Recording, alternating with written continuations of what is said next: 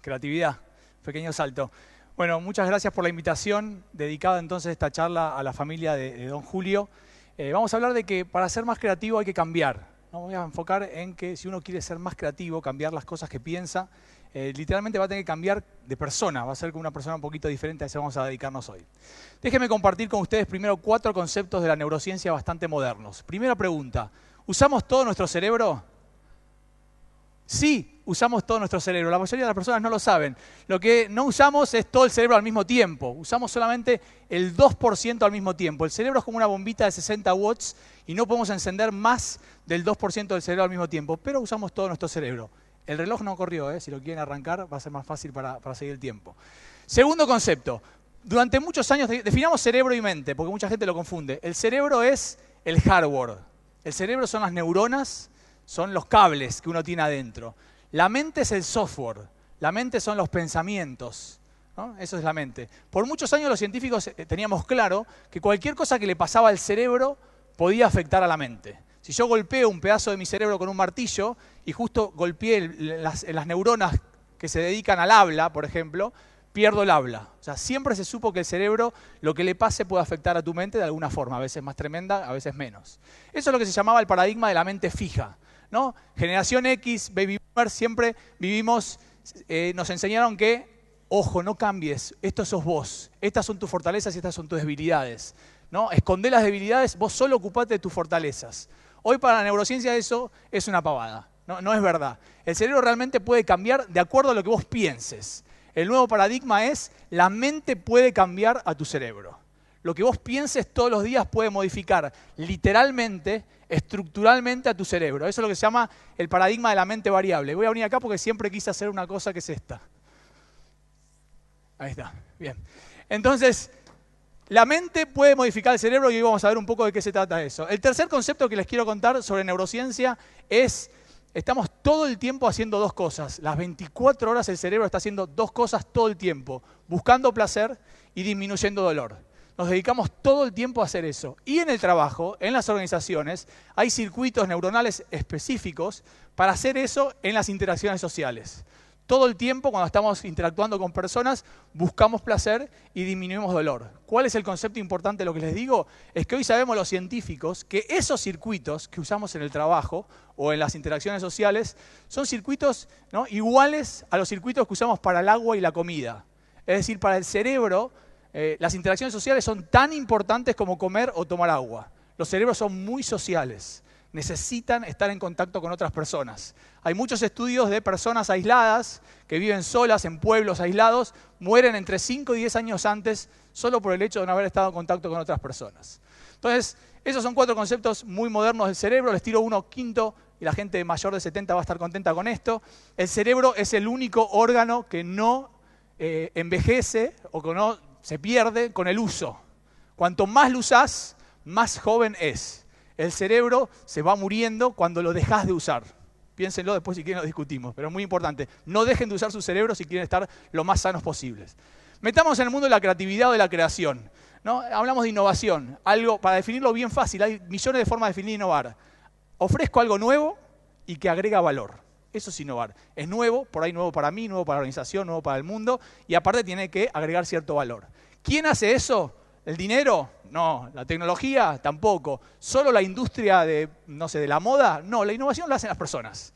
La creatividad surge de la cabeza de las personas. Y lo que la neurociencia sabe hoy es que cualquiera puede ser más creativo. Cualquiera puede ser creativo. Por muchos años se pensó, si vos tenés 20, 30, 40 años y no sos creativo, olvídate. Como les dije, la mente es variable y uno puede entrenarse y ser más creativo.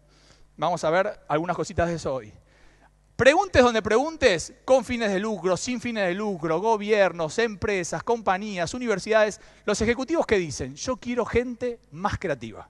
Es la habilidad para liderar el futuro. Vivimos en un mundo de mucha abundancia de productos, mucha tecnología barata, tecnología hasta gratis, mucha globalización y la era de la información ya terminó. No sé si sabían, pero ya no existen, los técnicos no somos tan importantes como antes, ¿no? Somos importantes, pero no tanto. Ahora estamos en la era conceptual de los negocios. La gente que hace la diferencia en las compañías o en las organizaciones son las personas que son más creativas, las personas que son más empáticas. Y seguro que se acuerdan del colegio, el lado izquierdo y derecho del cerebro, ¿no? El izquierdo más relacionado con la parte lógica, analítica, lo que probablemente la mayoría que está acá somos bastante buenos. Bueno, eso ya no es suficiente. Hoy necesitamos empleados o personas que también desarrollen esa parte derecha del cerebro, que es la parte más empática, la parte más creativa. La ciencia dice, eso se puede. Hay técnicas, hay métodos. Con disciplina uno puede desarrollar ese área a los 90 años. Obviamente es fácil, pero no es simple. Es fácil porque uno ve la técnica y dice, bueno, esto es fácil de hacer. No es simple porque como cualquier cosa que uno quiera aprender en la vida, necesita de disciplina, necesita ponerse, necesita tiempo, pero cualquiera lo puede hacer. Entonces vamos a hacer un ejercicio para demostrar esto. Sé que tiene unos cuadernitos de papel reciclable, lo trajeron los que lo trajeron. Necesito rapidez acá, lápiz y papel, lo más rápido posible. Un minuto de reloj, acá tengo el reloj, en un minuto de reloj escriban la mayor cantidad de funciones que puede tener un clip. La mayor cantidad de funciones que se les ocurre que puede tener un clip. Ya, en un minuto de reloj. Funciones, todo lo que se les ocurra. En un minuto.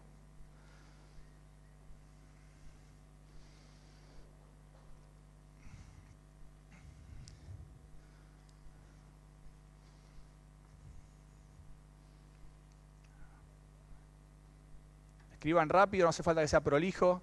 Lo importante es cantidad. Traten de ir al número más alto de funciones posibles de un clip.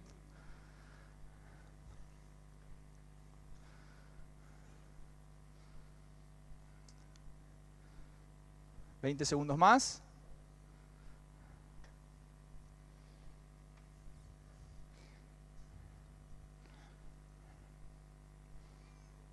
¿10 segundos más? Los que están mirando para el techo no es buena señal, les aviso. Deben estar mirando para el cuaderno. Bien, tiempo. Cuéntenlas y pongan ese número bien grande al lado de las funciones. Y ahora quiero que miren eso que escribieron y sin preguntarme ni cómo ni por qué, elijan una sola de esas funciones. No soy mago, pero elijan una sola. Ustedes leen lo que escribieron y digan esta, quiero elegir esta. Marcan esa función. Y en 20 segundos de reloj le cuentan al de al lado esa que eligieron. Solo esa, se la comentan.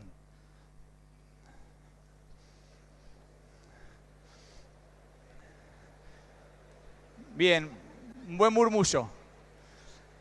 Ahora necesito que levante la mano, sin vergüenza, levante la mano quién escribió en ese minuto 16 o más funciones. Si hay más luz, mejor, en la sala. 16 o más funciones, nadie. En 12 o más funciones, hay algunos 12 o más funciones. Los que escribieron 12 o más funciones, si me vienen a ver después de mi charla, yo los meto en mi equipo de trabajo. 8 funciones o más, bueno. 4 o más, bueno, están en la media mundial, ¿está bien? No sé de qué se ríen, no sé si es bueno estar en la media en este caso. Pero la pregunta que se hace en la ciencia es ¿por qué esta es la media mundial? ¿Por qué entre 4 y 5? ¿Por qué la gente no puede escribir más? Y tiene que ver con lo que se llama los patrones dominantes de pensamiento. Estamos muy estructurados. Tendemos siempre a pensar lo mismo. En realidad, el 95% de las cosas que sentimos, pensamos y hacemos son todos los días las mismas. Y es el enemigo número 1 de la creatividad. La creatividad es pensar diferente, sentir diferente y hacer cosas diferentes. Entonces, hoy lo que se habla en neurociencia es cómo hacer eso, cómo a la gente que es común, como nosotros, cómo pasarnos a este señorcito que está ahí de color amarillo. Pregunta, la gente cuando elige una función, ¿se acuerdan que elegía una función? En general elige porque es muy práctica, o elige porque le gusta mucho, ¿no? O elige porque le pareció muy creativo, que escribió algo muy creativo. ¿Quién cree que eligió la función por mano? ¿Quién eligió por practicidad? Bueno, bastante bien. Una de las preguntas que uno puede hacerse cuando tiene una idea nueva es si cumple las 3 funciones al mismo tiempo. Una idea para ser implementada tiene que gustar. Es muy difícil hacer algo que no te gusta. Entonces, lo primero filtro es, ¿me gusta esto que pensé? ¿Es parte de mí? ¿Es parte de mi ADN? ¿Es parte de mi cultura? Sí. ¿Es práctica? ¿Le va a gustar al cliente, a la persona que va a recibir la idea? Sí. es creativa y en general en creatividad lo que nos comparamos es con los demás, con la competencia, con otra organización, con otras personas. Las tres tienen que entrar en esa característica. Entonces, como les decía, la neurociencia lo que hace es movernos en esa dirección. Hay técnicas, hay métodos para ser un poquito más creativos. Obviamente no convertirse en Picasso o en Thomas Edison o en Da Vinci, es yo un poco más creativo de lo que era antes. ¿Está bien? Entonces, para crear una definición que me gusta mucho es cómo hago para cultivar pensamientos no habituales. ¿Cómo hago para pensar cosas que nunca pensé? Otra forma de definir es los creativos son aquellos que rompen con sus pensamientos habituales. Rompo con mis pensamientos habituales. Tenemos desde la mañana hasta que nos vamos a dormir más o menos 65.000 pensamientos diferentes. Muchos relacionados a comida, muchos a sexo y los varones mucho a poder. Los varones siempre estamos pensando con el poder. Bueno, de esos 65.000, que es un número irrelevante, lo importante es que el 95% siempre son muy parecidos o iguales. La creatividad es cómo hacer para pensar diferente. Entonces, se puede entrenar, no es un talento, es una habilidad. Y la frase final que arranca la charla es, pero tenés que cambiar, porque para pensar diferente, vos tenés que ser diferente. Si no, siempre pensás lo mismo y sos siempre igual. Entonces, una de las cosas que descubrimos cuando trabajamos en organizaciones es que el primer desafío de la gente para ser más creativo es que la gente tiene que cambiar. Y cambiar, como ustedes saben, ¿es fácil o difícil?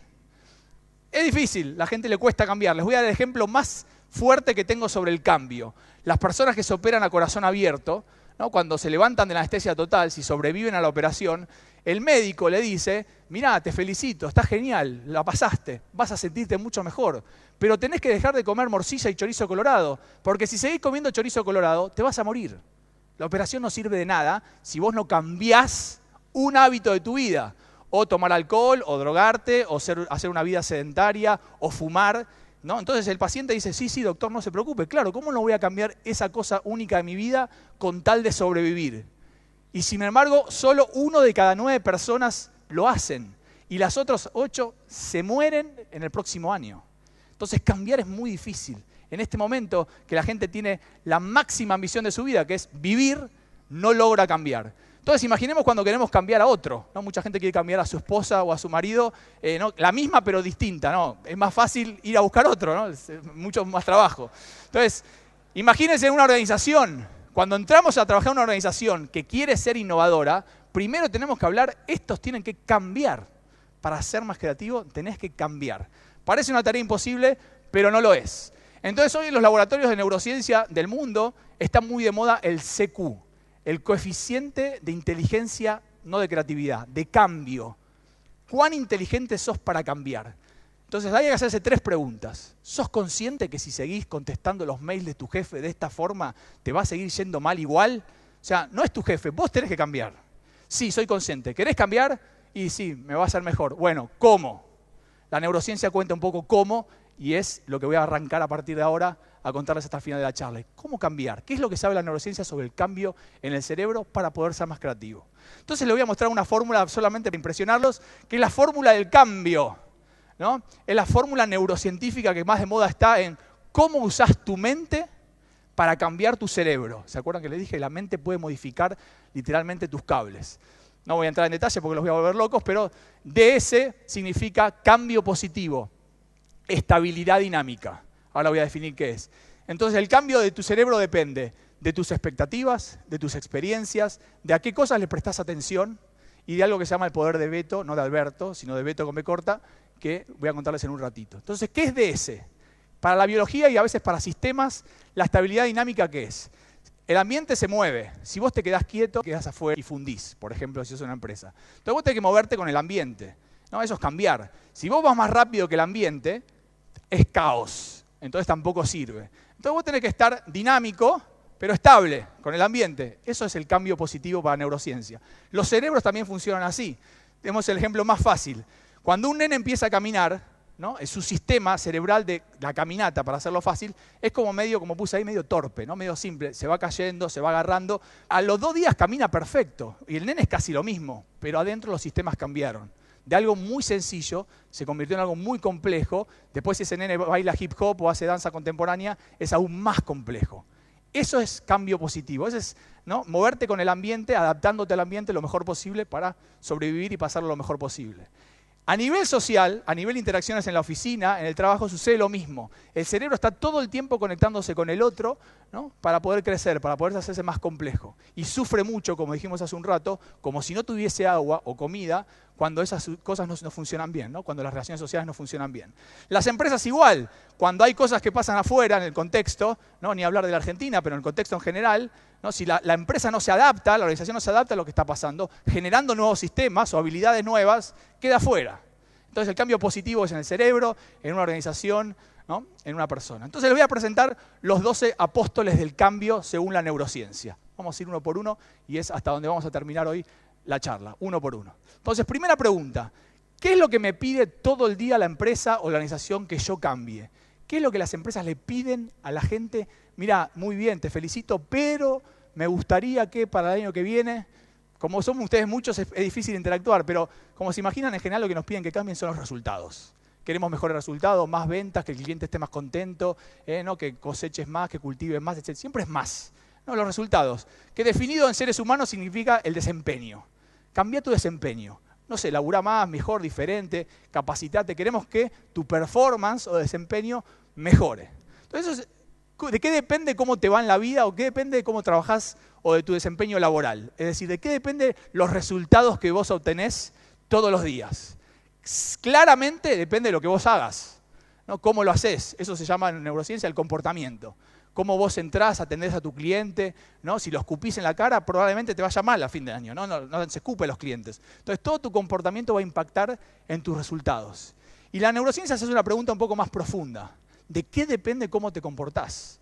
Porque en general en las organizaciones lo que miramos es cómo la gente se comporta, le decimos lo que tiene que hacer para que cambie sus resultados. Es el enemigo número uno del cambio. La gente no cambia porque el jefe le diga lo que tiene que hacer. ¿Escucharon? La gente no cambia por eso, la gente reacciona. Un ratito, así cortito, después vuelve a ser el mismo. Para que cambie tiene que pasar algo en el cerebro. ¿Dónde? En sus emociones y en sus pensamientos. O sea, tu performance depende de cómo pensás y de cómo sentís. Entonces la neurociencia se llama el modelo del iceberg, porque vos de la gente ves poquito, de la gente ves su comportamiento y sus resultados. No ves lo que piensa y lo que siente. En neurociencia nos metemos ahí adentro. Tratamos de cambiar cómo piensa y cómo siente, es lo que les voy a contar un poquito hoy, para modificar sus comportamientos, que sean mejores, más sanos o más creativos, y eso modifique también su performance o su desempeño. Entonces, ¿cómo funciona? El gran problema de meterse ahí adentro es que la mayoría de las cosas que pensamos, sentimos y hacemos, como les dije 2 veces ya, el 95%, son automáticos. Entonces es muy difícil cambiar algo que es absolutamente automático. Primero me tengo que dar cuenta que tengo que cambiarlo. Entonces entra el primer concepto.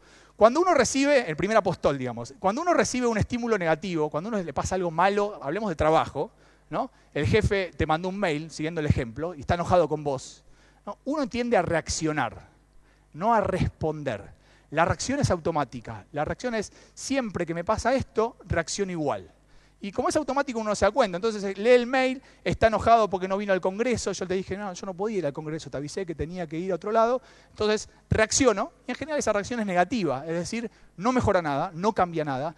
No tengo una respuesta creativa, ¿no? Para responderle y nos termina perjudicando. Es el enemigo del cambio, es la reacción. Entonces lo que yo les digo desde la neurociencia es que uno puede hacer pausa cuando le pasa algo malo y tiene toda la libertad del mundo para decidir responder como quiera. Pero si no hace pausa, no puede responder, sino que reacciona. Entonces, una de las preguntas es cómo hacer pausa.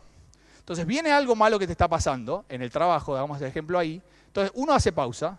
Cuando hace pausa, tiene libertad para decidir cómo responder y en vez de reaccionar, responde de una forma, en general, mucho más positiva. De eso se trata. Entonces, la primera pregunta, o el primer apóstol es, ¿cómo hacer pausa un cerebro? Lo que les voy a contar es muy intuitivo, pero tiene ciencia detrás. Entonces, la primera cosa que uno tiene que hacer para hacer pausa es cortar con ese estímulo.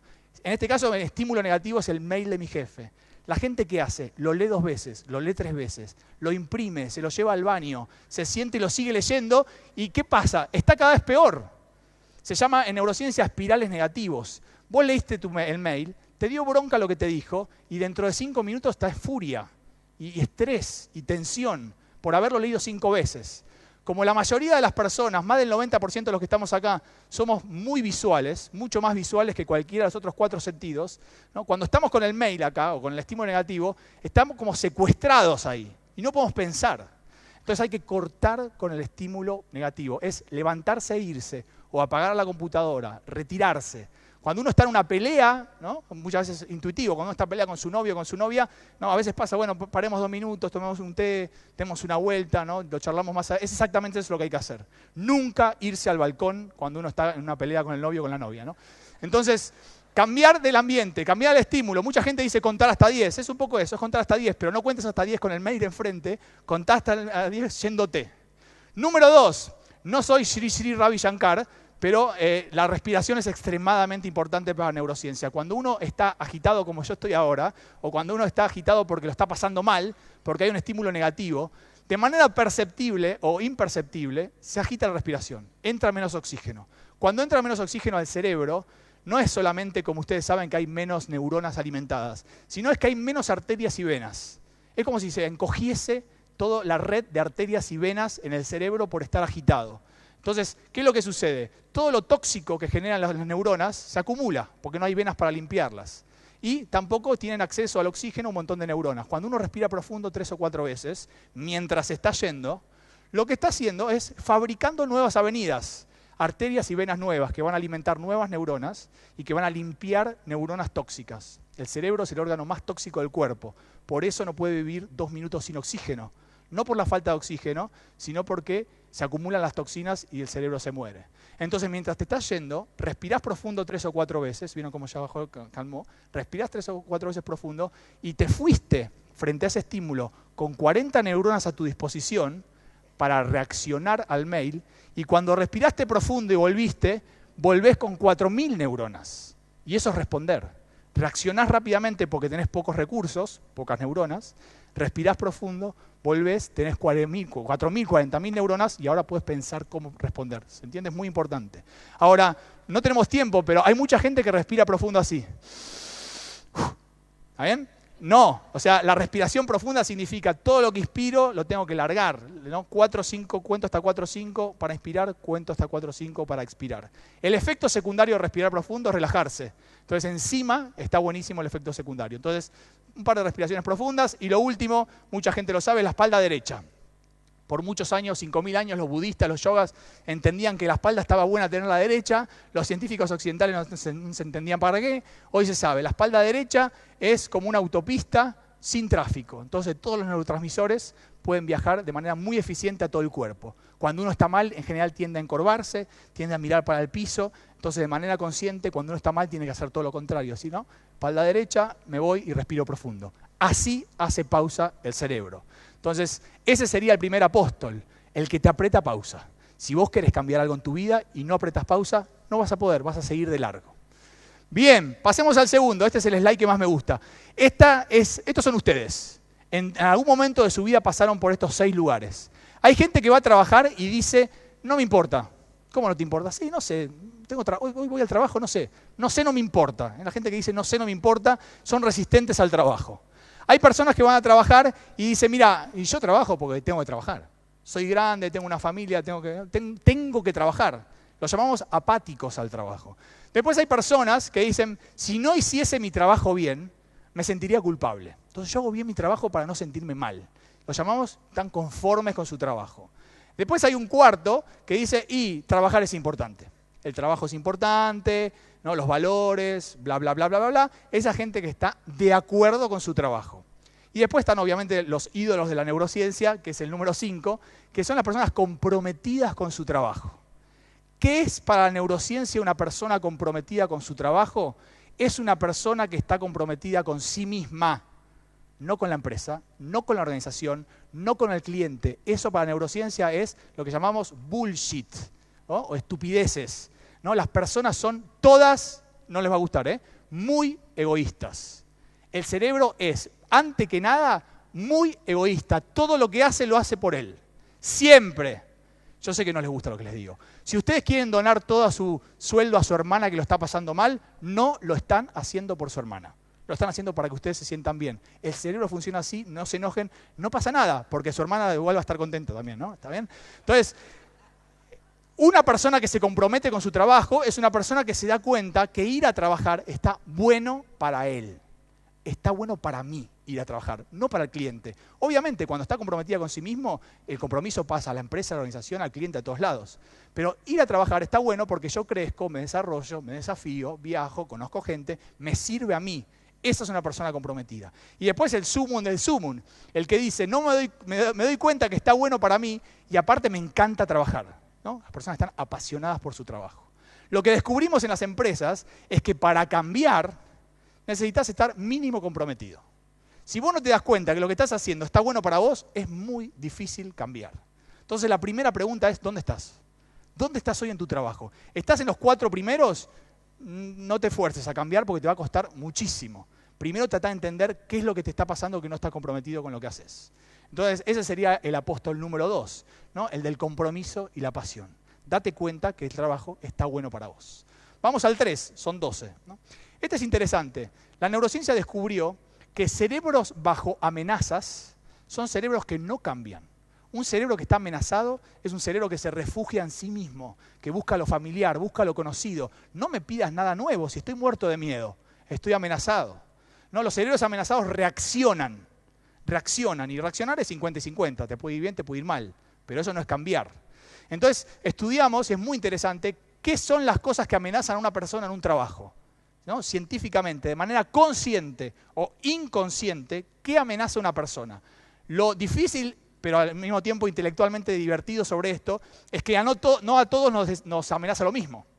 Entonces le voy a contar lo que la ciencia sabe sobre 5 grandes amenazas laborales. La primera es el estatus. Hay gente que se siente muy amenazada frente al estatus, ¿no? El jefe, ¿no? ¿Por qué él estaciona y yo no tengo parking? Él puede entrar cuando quiere, yo no. Él tiene más vacaciones, yo no. Hay gente que no le molesta y hay gente que se siente muy amenazada. Entonces, el estatus existe y es difícil sacarlo, pero hay personas que se pasan con el estatus. Les doy un ejemplo. Gente, vengo a una reunión tremenda, no saben lo que va a pasar en la compañía. ¿Qué? Y no te puedo decir. ¿Está bien? Eso es marcar el estatus. En neurociencia decimos al pedo. ¿Está bien? ¿Para qué? ¿Para qué se lo decís? Estás amenazando a la persona. Entonces, cuando uno conversa con sus pares o con la gente que tiene a cargo, tiene que tener cuidado con las palabras, porque eso puede ser muy amenazante y si lo amenaza, no cambia esa persona. Número 2, al cerebro le encanta saber lo que va a pasar.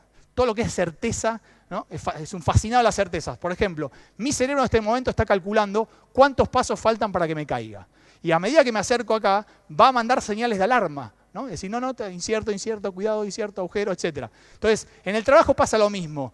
Aquellas incertidumbres del país o de la industria, vos no podés hacer nada. Pero hay muchas cosas que vos le podés dar a tus empleados o a tu gente como certezas, ¿no? El martes nos vamos a enterar de tal cosa. Es decir, todo lo que vos puedas decirle lo máximo para que esté tranquilo, cuáles son mis expectativas, cuáles son tus prioridades, cuáles son los objetivos para este año, cuál es la estrategia. Todo lo que más él sepa, menos amenazado, más cambio. Tercera amenaza para el cerebro en el trabajo, la autonomía. El enemigo número 1 de la autonomía es el micromanagement. ¿No? Las personas que no pueden delegar, que todo el tiempo tenés que hacer como me lo dice él. Autonomía es muy tener mejor definición de delegar. Delegar es bancarte que el otro lo haga peor que vos. Es así, vos siempre querés que lo vas a hacer mejor, pero entonces no delegues. Entonces, la autonomía es muy amenazante el no tenerla. La otra es la competencia, relatedness es colaboración. Las personas que compiten entre sí mismas se sienten amenazadas. Lo que está estudiado hoy es que no solamente hay amenaza entre esas 2 personas, sino en todo el equipo. Entonces, tratar de disminuir la competencia entre las personas. Y la última y la más difícil, la justicia, ¿no? Cuando hay eventos injustos en una organización, sensaciones injustas, que puede ser muy subjetivo, la gente se siente amenazada. Entonces, un primer gran trabajo que hacemos en las organizaciones cuando hablamos de innovación es primero tenemos que hablar de cambio y primero tenemos que ver si hay amenazas. Medimos estas 5 amenazas con juegos, con ejercicios, con test y de ahí empezamos a trabajar si hay que empezar a bajar alguna con ciertas actividades. Entonces el apóstol 3 sería la persona que te cuida de las amenazas. Hay equipos que no cambian, hay equipos que no pueden ser más creativos solo porque existe una amenaza en el equipo. El bajarla, ya, pum, empezás a cambiar y a ser más creativo. ¿Por qué la gente no cambia seguido en las organizaciones? ¿Qué es lo que tiene la gente frente al miedo? Lo dijimos hace un rato. Frente al miedo, frente al cambio es el miedo.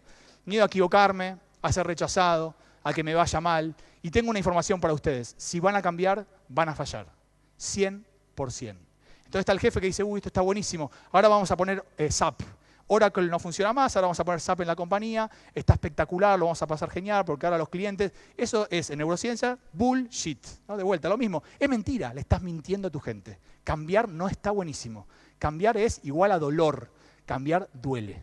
Las buenas noticias es que ese dolor es un proceso, el dolor dura un tiempo, pero cuando la gente sabe que va a doler, duele menos. Estudiado por resonancia magnética nuclear, cuando la gente sabe que va a doler, en el momento que duele, duele menos. Entonces, decile a tu gente, miren, vamos a tener que poner este nuevo sistema, este nuevo software, y 2 o 3 semanas va a ser difícil. Hay que adaptarse, hay que cambiar, hay que aprender, no vamos a tener que dejar el otro que lo usamos hace 20 años, y va a costar, y va a doler, pero cuando se lo advertís duele menos. Se llama en neurociencia normalizar o anticipar. Cuando uno se anticipa algo malo, cuando sucede pasa menos. Es mágico. Lo mismo, le sacás las rueditas a tu hijo de la bicicleta, ¿no? Y lo vas a lanzar y no le decís que se va a caer. Cuando se cae, que es en el 100% de las veces, salvo que sea un iluminado, se enoja con vos, no se quiere subir a la bicicleta más, le tiene miedo a la bicicleta, lo engañaste, los adultos somos iguales. Si vas a instalar un proceso de cambio en la compañía, avisarles que va a haber un momento que va a doler, va a ser incómodo. La incomodidad es un proceso. Jueguen a esto, les pica algo, no se rasquen y van a ver que se va a pasar solo. No hace falta rascarse. Es un proceso, dura poco tiempo. Ese es el apóstol número 4, ¿no? El que va a aprender de los errores. Como vamos a fallar, aprendamos que hicimos mal, ¿no? Eso es obvio. En general en Latinoamérica el fracaso o el error es muy mal visto, ¿no? En países nórdicos es motivo de festejo. Bien, nos equivocamos, bueno, veamos cómo hacemos para no hacerlo más. En vez de esconderlo debajo de la alfombra, estudiemos los errores y es una parte importante del cambio. Bien, otra técnica muy usada por las personas para ayudar a cambiar al otro, ¿no? Como el médico. Si no dejas de comer chorizo colorado, te vas a morir. Eso es el uso de la fuerza, del miedo y de los hechos.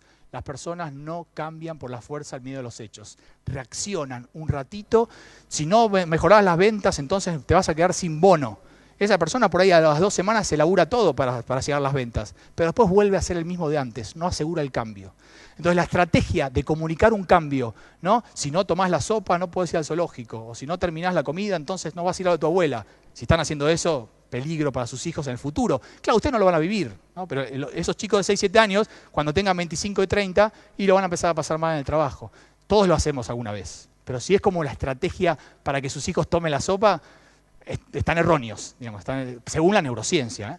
Entonces, ¿qué hacer? Bueno, no es fácil, no es nada fácil y yo no sé cómo se hace, sé qué es lo que hay que hacer. Es tratar de tocar las partes del cerebro que más relación tienen con los cambios. La gente cambia por las emociones, ¿no? El 95% de las cosas que hacemos son emocionales. La emoción lleva a la acción, la razón a las conclusiones. El movimiento es emocional y después nos justificamos por qué lo hicimos. Entonces, tratá de hacer sentir a la gente ese cambio, que vea qué es lo que vos querés. ¿Te acordás cuando CREA éramos 4 gatos locos con un barquito así chiquito en el río y nos movíamos? Bueno, hoy somos un transatlántico, no el Titanic, obviamente, ¿no? Entonces, ¿cómo hacemos? Estoy inventando rápido, ¿cómo le muestro con imágenes lo mejor posible qué es lo que quiero que sienta para ayudarlo a cambiar? Curvas, histogramas, datos, números, basura. No sirve para cambiar. Sirve para entender el problema, sirve para analizar, pero no para cambiar. Porque mucha gente, lo estoy viendo, lo hace así, ¿no? Entonces, un apóstol es el apóstol del cambio, el que comunica el cambio, el que te hace sentir las cosas para que ayudarte a cambiar. Otra forma de cambiar es cómo comunico el cambio imponiéndolo. Mañana todos vienen en short.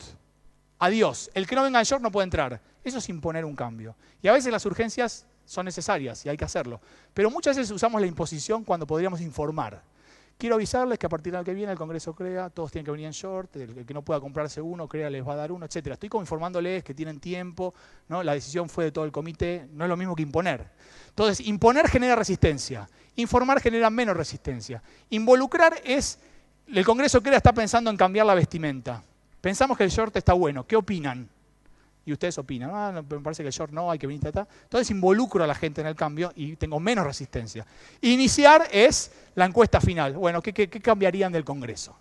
Queremos escucharlos. ¿Se entiende? Entonces a veces tendemos a ir a la imposición y a veces hay otras estrategias que generan menos resistencia. Entonces el apóstol 6 sería otro gran comunicador del cambio. Tratá de ver si puedes iniciar o involucrar el cambio, va a generar mucho menos resistencia. Bien, en la ecuación les mostré que depende mucho el cambio cerebral en qué le prestás atención. Les voy a dar un ejemplo facilísimo. Si yo no veo nada de chino y mañana aprendo chino total, ¿no? Claramente es intuitivo que mi cerebro cambió, ¿no? Ahora tengo como un software nuevo, ¿no? Un idioma nuevo. Entonces, si yo me voy a China 6 meses solo, nadie habla inglés ni español, ¿aprendo chino sí o no? Seguro que sí. En 6 meses estoy trabajando todo el día con chinos, aprendo chino. Ahora, si yo estudio chino 2 veces por semana, ¿no? En alguna institución, 2 horitas por semana durante 5 años, seguro que no hablo chino. No hablo nada de chino. ¿Por qué? Porque mi atención, acá está AD, mi densidad de atención estuvo 6 meses todo el día puesta ahí. En cambio, otros fueron 2 horitas por semana. Entonces, a eso que le prestás atención es lo que te va a ayudar a cambiar. Ahora vamos a entrar ahí. Entonces, ¿cuál es el próximo concepto? Los cerebros prestan atención al principio y al final mucho más que en el medio. Y la gente cuando tiene reunión de trabajo dice, lo importante se lo voy a decir en el medio, para que esté, no, primero lo entro en calor. Eso está mal para la neurociencia. Vos tenés que decirle lo importante que querés de tu gente, que cambie siempre al principio de la reunión y repetírselo al final. Se llama Primary Recency Effect. Los cerebros prestamos atención al principio y al final mucho más que en el medio. Entonces, de eso se trata. Sé conciso, sé específico. ¿Estamos hablando de cambio? Bueno, te sentaste, estás en la reunión, hablaste del clima, hablaste de la cosecha, hablaste del fútbol. Empezó la reunión, tapones de punta. Decile lo que le querés decir ya. Después hacer todo lo que quieras, ¿no? Todo el verso, el drama, los detalles, y al final volvés a decírselo. Sé conciso y específico para ayudar a la gente a cambiar. Una de las formas de hacer esto de manera eficiente es, yo entro a la reunión imaginándome qué es lo que quiero que se lleven como imagen. Como hablamos de lo visual, la gente es muy visual. ¿Qué imagen quiero que se lleve? ¿Qué somos y a dónde los quiero llevar? Cambiar, ¿no? Del barquito de papel al velero, ¿no? De la oruga a la mariposa. Estoy inventando. Las imágenes son muy poderosas para el cambio. Entonces, el apóstol número 7 sería este. Es el que sabe cómo hablarle a la gente. Es conciso y específico y lo hace al principio y al final de las interacciones para ayudar a cambiar. Vamos por el 8. Hoy sabe la neurociencia que cuando vos tenés un clic, cuando tenés un insight, cuando se te ocurre algo nuevo, el cerebro cambia. Cada clic que ustedes tuvieron en esta charla es un nuevo circuito neuronal. Cada cosa que se les ocurrió, cada cosa que asociaron de lo que yo dije y lo que a ustedes les pasa, eso se llama neuroplasticidad autodirigida. Los jefes tendemos a hacer lo opuesto, a decirle todo lo que hay que hacer. Cuando vos le decís todo lo que hay que hacer, las personas no cambian. Las personas cambian cuando se dan cuenta solas. Entonces vos tenés que tratar de motivarlos a que hagan el clic. Tenés que ayudarlos a pensar. No tenés que pensar por ellos. Vamos a diferenciar 2 cosas. Si a la persona le está yendo mal, si su desempeño es menor de la media o es bajo, ahí sí tenés que decirle. Pero si a la persona le va bien y vos lo querés ayudar a mejorar, a desarrollarse como empleado, como persona, ahí tenés que motivarlo a que se les ocurran las cosas solo. Tenés que preguntarle más cosas que decirles cosas, ¿no? Entonces no pienses por ellos, ayudarlos a pensar. Vamos en los últimos. Cuando uno piensa en el pasado, es imposible cambiar. El pasado son cosas que están viejas ahí en el circuito, son culpas, son críticas, son cosas antiguas. La mejor forma de cambiar es pensar en el futuro, focalizar en las soluciones. Cuando uno tiene un problema, no hablemos más del problema, ahora 20 soluciones posibles. La gente está empezando a crear 20 circuitos neuronales nuevos. No importa si son buenas o malas soluciones, lo que importa es que estás ayudándolos a cambiar, estás pensando en el futuro. El focalizar en soluciones es muy importante para el cambio cerebral. Entonces, cada vez que preguntes por qué algo, estás en el pasado. Trata de cambiar el por qué por otra pregunta. Ejemplo, ¿por qué no alcanzaste tus objetivos? Cambiarla por ¿qué necesitas para alcanzar tus objetivos la próxima vez? En el por qué no alcanzaste, la persona va a responder por el pasado. ¿Qué necesitas para el año que viene? Va a empezar a pensar distinto, nuevo. Eso es cambiar. Entonces, el apóstol 9 es el que focaliza en las soluciones. Ahora, cada vez que quieras cambiar o que te pidan cambiar algo, el cerebro, literalmente, en el córtex órbito-frontal, se los digo para impresionarlos, hay una alarma que suena, ti, no cambies, no cambies, no cambies, hacelo de antes, hacelo de antes. Entonces, el cerebro no quiere que vos cambies. Entonces tenés que insistir, tenés que repetir, tenés que llamarle la atención, lo que llamamos llamarle la atención. Cuanto más atención le llamás en eso que querés que cambien, más fácil es el cambio, más se van a adaptar al cambio. Ejemplo, este año quiero mejorar el servicio al cliente. Bueno, se lo tenés que decir todos los días. Obviamente, si se lo decís todos los días así, se embola la persona. Vos tenés que ser creativo, tenés que decirle, bueno, quiero que vean un video del servicio al cliente de una aerolínea taiwanesa, ahora quiero contarles una historia, tenés que hacerlo, no es fácil. Tenés que llamarles la atención en eso que querés, ¿no? Y de manera divertida, creativa, para que la gente no se aburra. Eso es lo mismo que ir a China o estudiar chino. Si la persona está todo el día con China, es decir, todo el día con servicio al cliente, servicio al cliente, servicio al cliente, va a empezar a cambiar para ahí. Bien, ese es el apóstol 10, nos quedan 2 y terminamos. Otra cosa que sucede, vivimos en un mundo de feedback negativo. La primera persona que te da feedback negativo en tu vida sos vos. Nos criticamos, lo podríamos haber hecho mejor, uy, soy un tarado, siempre lo podría, ¿no? Etc. Eso es el enemigo número 1 del cambio. Todo lo que es feedback negativo lo influye en tus pensamientos, influye en tus emociones porque cada vez te sentís peor y vas para abajo. Entonces, como ven en el modelo del iceberg, influye en tu performance. Hay horas de feedback negativo por año y minutos o segundos de feedback positivo por año. Y la generación X para arriba dice lo siguiente: ¿por qué tengo que agradecer? ¿Por qué lo tengo que felicitar? Lo que hace no es sutil en el cerebro. Lo hacemos los papás con los chicos todo el tiempo. Todo el tiempo educamos, se equivoca, se cae, lo hace mal y nadie le dice, bien, dale, bueno, otra vez. Los adultos somos iguales. Cuanto más acentúas lo positivo para vos y para los demás, más lo ayudás a cambiar. Súper importante. Entramos en el último apóstol de todos que te puede ayudar a cambiar. El cerebro está todo el tiempo en un modo de procesar cosas, todo el tiempo. Por ejemplo, este gesto que yo estoy haciendo con la mano, lo está haciendo el cerebro. El cerebro le dice a la mano, haz esto. La pregunta es, yo estoy, ahora sí, pero antes cuando lo hice al principio, ¿yo pienso, mientras hablo voy a mover la mano? No, el cerebro la mueve sola, yo no estoy pensando conscientemente que la voy a mover. Entonces, se la pasa haciendo cosas involuntarias, yo no decidí mover la mano. Yo no decidí conscientemente hacer este gesto, pero lo estoy haciendo. Eso es lo que se llama hoy, los científicos conocemos como el readiness potential, no lo sé en español, no importa. Lo que importa es que sabemos medir cuándo sale esa señal, cuándo el cerebro decide mover la mano. Y sale 0,5 segundos antes de que la mueva. Yo tengo 0,5 segundos, el cerebro dice, y 0,5 segundos después la muevo. Hoy los científicos descubrieron que 0,3 segundos más tarde, 0,3 segundos más tarde de que sale la señal, yo me puedo dar cuenta que estoy por mover la mano, ¿no? Es el espacio que hay entre que me di cuenta y la voy a mover, ¿no? Entonces me quedan 0,2 segundos para no moverla. ¿Se entendió? Tengo 0,2 segundos para hacer esto. No la muevo, me voy. Entonces, ¿qué quiere decir? Podemos dejar de hacer las cosas que hacemos siempre. El cerebro tiene, o la conciencia tiene esa capacidad, hay que encontrar esos 2 segundos, ¿no? De decir, no fumar, no contestar los mails así, no enojarme con estas personas. ¿Cómo se hace? ¿Qué es lo que está de moda hoy en los laboratorios? Se trabaja con las personas más extremas, que son los pacientes con trastorno obsesivo compulsivo, que tienen una señal de alarma que les dice, lávate las manos, lávate las manos, lávate las manos. Entonces les enseñan a esos personajes, a esas personas, a esos 0,2 segundos. Y lo que se descubrió, y es lo que quiero que lleven a la compañía, a la empresa, a la organización o a ustedes mismos, es que lo más importante hoy es no trates de no hacerlo. Trata de reemplazarlo por otra actividad. Es muy difícil para el cerebro romper con hábitos que ya están cableados hace muchos años. Lo que es más fácil, no fácil, más fácil, es reemplazarlo por otra cosa. Entonces, no vamos a hacer más esto en la compañía, pero ahora vamos a hacer esto otro. No vamos a contestar más los mails a los clientes, pero ahora lo vamos a llamar por teléfono. Entonces, vos como mensajero del cambio, si vos le decís a la gente que deje de hacer cosas, es muy difícil, sobre todo cuando esas cosas las hace hace muchos años. ¿Entiendes? Es mejor darle la oportunidad de reemplazarlas por otras cosas. Eso es esos 0,2 segundos que uno tiene.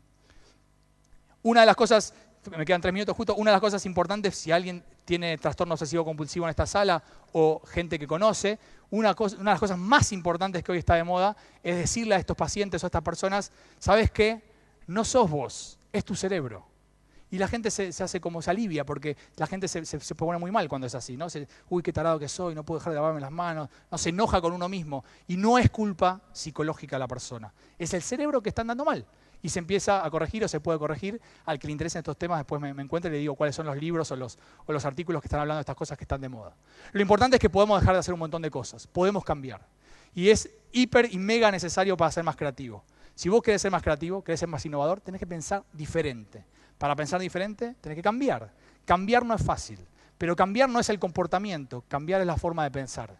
Y estos apóstoles que yo les presenté recién son ayudas para cambiar. Estas 12 cosas las trabajamos en las organizaciones con bastante eficiencia. No son fáciles, porque la gente no quiere cambiar, pero cuando hay gente comprometida y apasionada y se da cuenta que si no cambia le va a ir mal, se puede hacer. Hacé pausa para cambiar, si no es imposible. Tenés que tener compromiso y si tenés pasión mucho mejor, va a facilitar el cambio. Las amenazas son complicadas para el cambio, no te van a dejar cambiar, tenés que apaciguarlas o trabajarlas. Vas a fallar, tranquilo, no pasa nada, va a doler, pero aprendamos qué pasó. Comuniquemos con hacer sentir y ver a la gente las cosas, no le mostremos hechos o datos porque no sirven para nada. Tratemos de iniciar los cambios, involucrarlos, si no vamos a generar mucha resistencia. La forma en que le hablas es muy importante para ayudar a la gente a cambiar, ser conciso, rápido, qué es lo que yo quiero, no perder el tiempo en esas cosas en la mitad. Focalizar más en soluciones. El problema lo tenés que conocer, está claro, pero ¿y ahora? Soluciones, muchas, distintas, no importa todavía si están bien. No les digas todo lo que tienen que hacer, dejalos que ellos piensen. Si la gente no se da cuenta sola, no cambia. Después, llamarles la atención permanentemente con eso que querés que cambien, decirles, mostrarles, ¿no? Repetidas veces, muchas veces, de manera divertida, creativa, para que no se aburra. Y acentúa siempre lo positivo, recuerden eso, es muy importante. No es una pavada no decirle, no agradecerle, no convalidarle, ¿no? Esas cosas son muy buenas para el cambio. Y finalmente, como les conté a lo último, podemos decir que no, científicamente comprobado. Podemos dejar de hacer, sentir y pensar un montón de cosas que hace muchos años pensamos. No es fácil, pero es posible. Espero que les haya gustado e interesado. Muchas gracias.